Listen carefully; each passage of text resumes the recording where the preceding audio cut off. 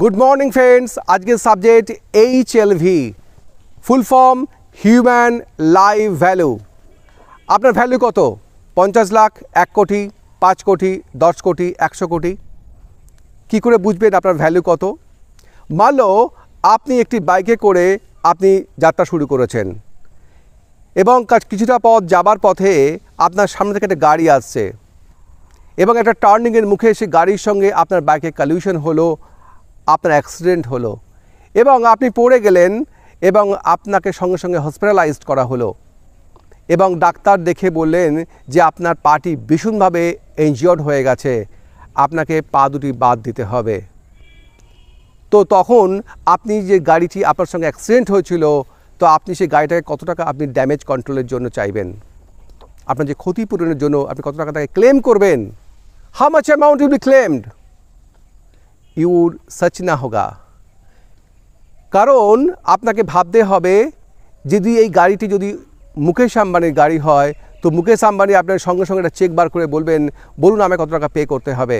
আপনি কত টাকা পে করবেন?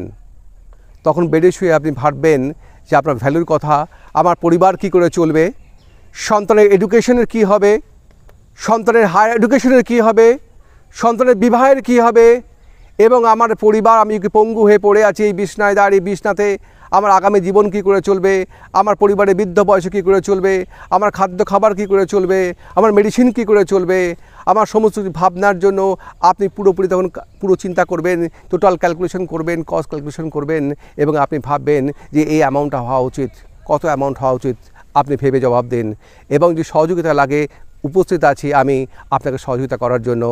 আমরা যখন পরিবারের কথা বলি, আমরা যখন বলি যে আপনার জীবনে আকস্মিক কিছু ঘটতে পারে, আপনার খুব দ্বিধাহীন হয়ে থাকেন, আমরা বলতে পারি যে অনেক সময় আপনার কি হেলথ পলিসি করা আছে, আপনার তবুও সবসময় সঠিক উত্তর দেন না, ভাবেন যে কিছু হবে না, আমার কিছু হবে না। কিন্তু রোগ জীবনে কি অনিশ্চিত বানায়?